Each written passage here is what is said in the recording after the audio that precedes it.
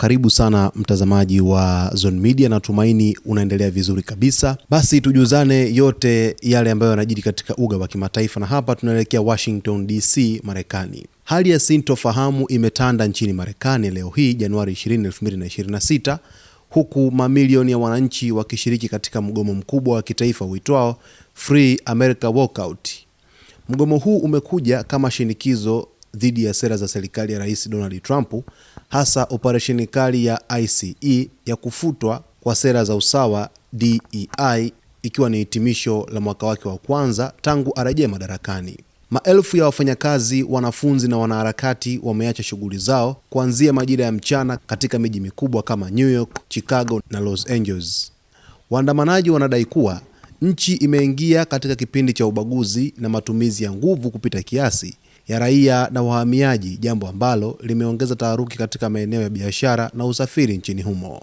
Chanzo kikuu cha hasira ya sasa ni kuuawa kwa Reni Nicole Gott, mwanamke aliyepigwa risasi na maajenti wa ICE mjini Minneapolis mapema mwezi huu. Tukio hilo limekuwa chachu ya maandamano ya leo, huku makundi ya kutetea haki za binadamu yakishitumu idara hiyo ya uhamiaji kwa kufanya operesheni za kiuwindaji ambazo zimegharimu maisha ya raia wasio na hatia. Mbali na masuala ya uhamiaji, waandamanaji wanapinga vikali hatua ya serikali ya kufuta sera za DEI, Diversity, Equity and Inclusion, katika ngazi za serikali na mashirika ya umma. Wanaharakati wanadai kuwa hatua hiyo ni jaribio la kurudisha nyuma mafanikio ya haki za kiraia yaliyopatikana kwa miongo mingi, huku serikali ikishikilia msimamo kuwa sera hizo zilikuwa zikibagua Wamarekani wengine.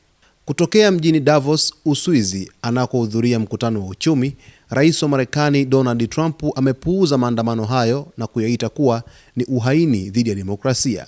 Rais ametoa onyo kali kuwa ikiwa magavana wa majimbo watashindwa kurejesha utulivu, atatumia sheria ya Insurrection Act kutuma jeshi la Marekani mitaani ili kudhibiti hali hiyo kwa nguvu. Wakati huo huo, Trump amezidisha mivutano ya kimataifa kwa kusisitiza mpango wake wa kutoza ushuru mkubwa wa kibiashara dhidi ya nchi za Ulaya zinazopinga azma yake ya Marekani kuchukua udhibiti wa kisiwa cha Greenland. Hatua hii imepokelewa kwa shutuma nzito na viongozi wa Umoja wa Ulaya ambao wameonya kuwa vita vya kibiashara viko karibu kuanza. Hadi sasa hali ya usalama inabaki kuwa tete, huku mitaa mingi ikiwa imefungwa na polisi wakiwa na vifaa vya kuzuia fujo wameanza kukabiliana na waandamanaji katika maeneo ya mbele ya ikulu ya White House. Zone Media inaendelea kufuatilia kwa karibu maendeleo ya mgogoro huu ambao unatajwa kuwa mtihani mkubwa zaidi kwa uongozi wa Trump tangu ashike hatamu nchini Marekani.